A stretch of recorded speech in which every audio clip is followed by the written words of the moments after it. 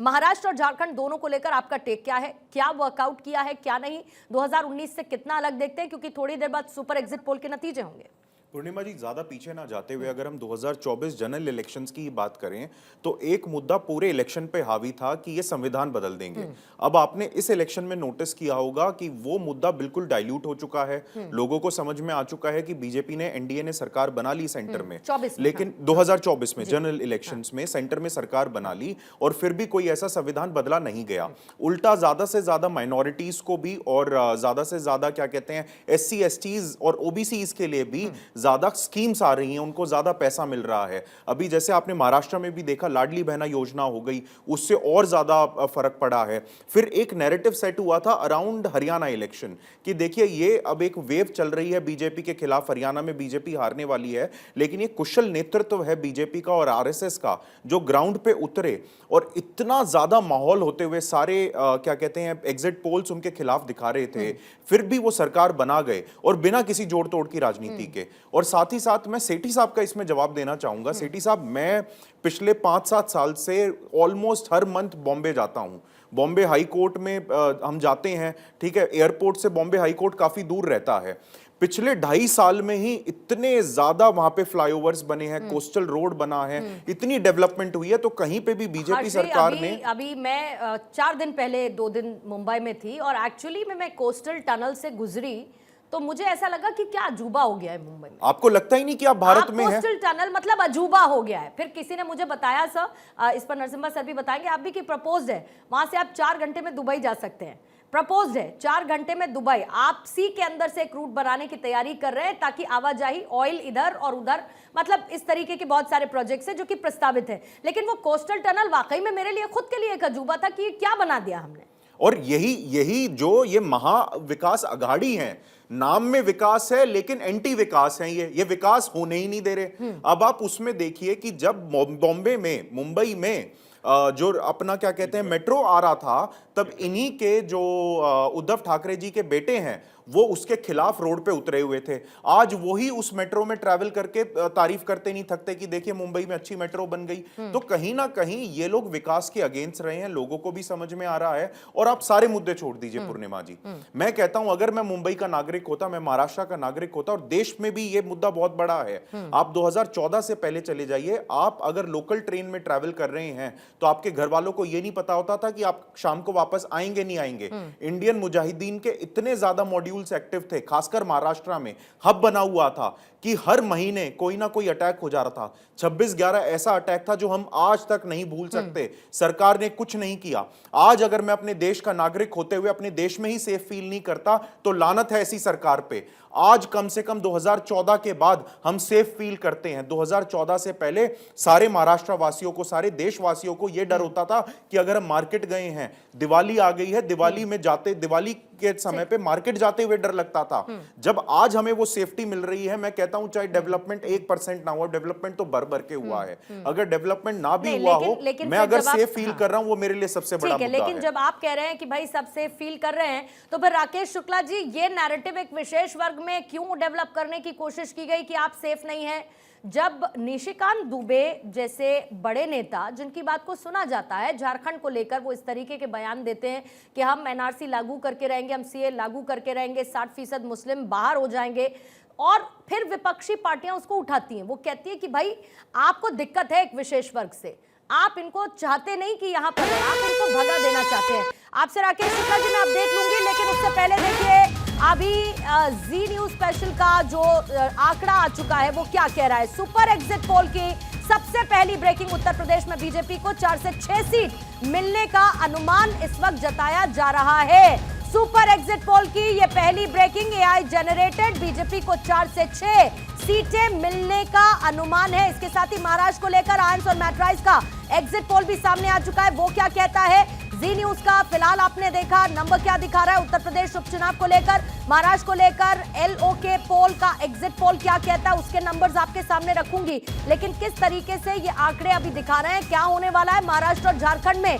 Ions और मैट्राइज का exit poll Jharkhand को लेकर नंबर्स क्या दे रहा है, महाराष्ट्र को लेकर ये क्या एग्जिट पोल के आंकड़े दे रहा है? जी न्यूज ICPL उत्तर प्रदेश में बीजेपी को 4 से 6 सीटें दे रही है।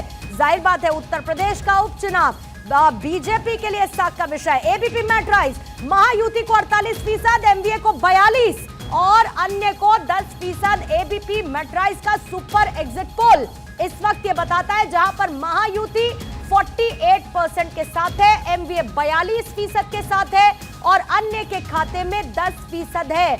महाराष्ट्र को लेकर यह पहला एग्जिट पोल एबीपी मैट्राइज का सुपर एग्जिट पोल दिखाता है कि महायुति मजबूत स्थिति में इस वक्त खड़ी है और महाराष्ट्र का पहला एग्जिट पोल इस वक्त आ चुका है सामने।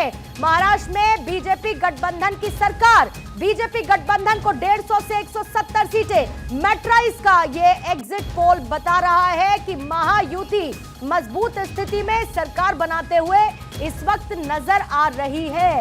जाहिर बात है कि ये पहला नंबर मैट्राइज का सुपर एग्जिट पोल का महायुति के लिए खुशी, 150 से 170, एमवीए के लिए 110 से 103 और 130 माफी चाहूंगी और अन्य के पास 8 से 10 यानी 150 से 170, जिसका जिक्र अभी संजय राणा जी कर रहे थे। 170 तक, 150 से 170 महायुति मैट्राइज के सुपर एग्जिट पोल के साथ मजबूत स्थिति में सरकार बनाते हुए सुपर एग्जिट पोल के आंकड़ों में नजर आ रही है। लेकिन यह बताना जरूरी है, ये एआई कवरेज है, लेकिन सुपर एग्जिट पोल के नंबर अनुमानित होते हैं, अनुमान होता है, नतीजे नहीं होते हैं। एबीपी न्यूज मैट्राइज महायुति को 150 से 170, एमवीए को 110 से 130, अन्य के पास 8 से 10 जाते हुए इस वक्त नजर आ रहे हैं। बाकी और नंबर्स जैसे ही रिफ्लेक्ट होंगे, लेकिन महाराष्ट्र का पहला एग्जिट पोल इस वक्त सामने आ चुका है।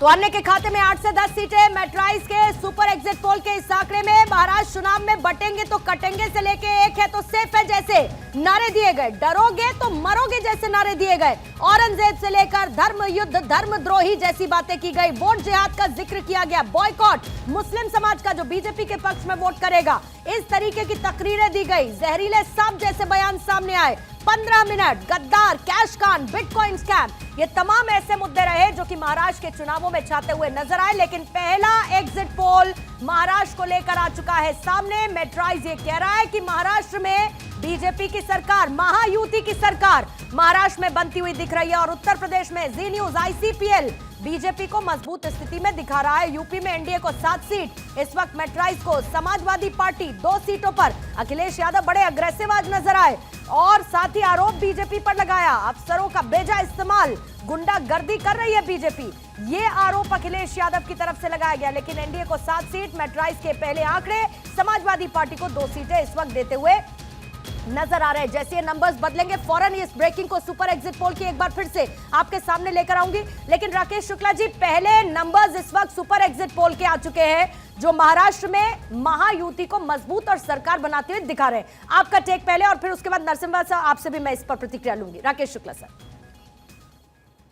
देखिए, मैं एग्जिट पोल पे तो नहीं जाता, पर मैं जो घूमा हूं और मेरे पास जो लोगों से बातचीत के आधार पर जानकारी है, उसके आधार पर मैं ये कह सकता हूं कि भारतीय जनता पार्टी को मराठवाड़ा और पश्चिम महाराष्ट्र यानी महायुति को मराठवाड़ा और पश्चिम महाराष्ट्र में जिस नुकसान की आशंका थी, होता है या नहीं होता मैं नहीं कह सकता, लेकिन जिस नुकसान की आशंका थी उस नुकसान की भरपाई खासकर भाजपा विदर्भ और मुंबई रीजन में करेगी।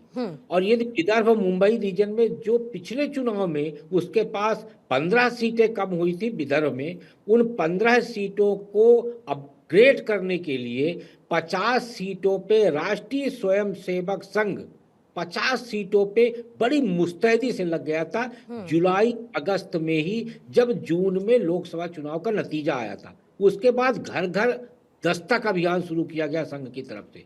62 सीटें वहां हैं, 36 सीटें यहाँ हैं।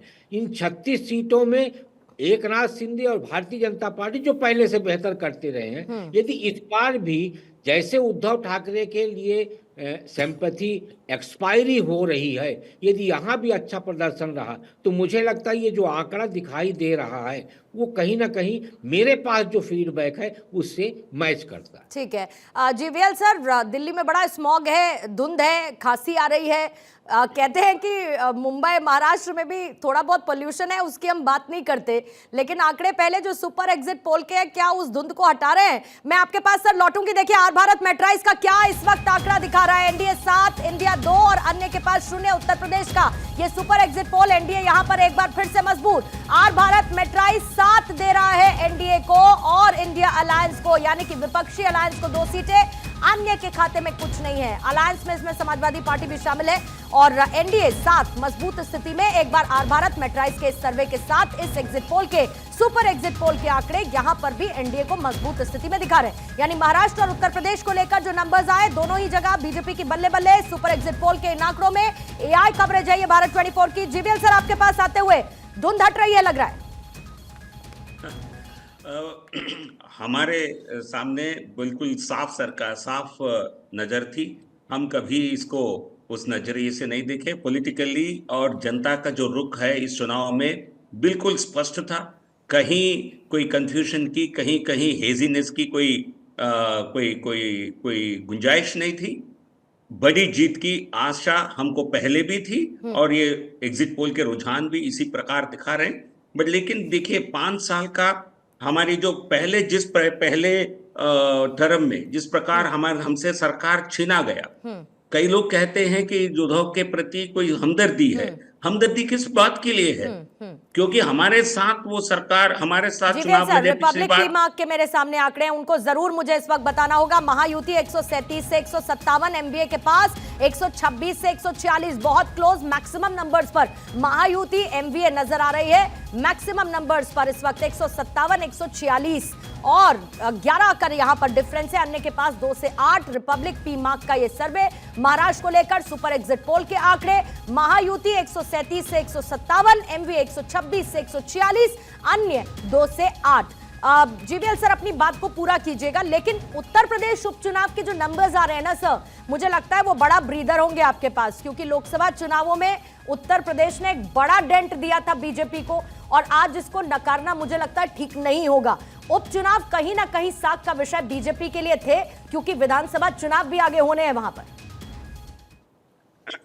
पूर्णिमा जी, आप हरियाणा में भी देखें तो हरियाणा में भी लोकसभा चुनाव में नतीजे हमारे बहुत आशाजनक नहीं रहे हैं।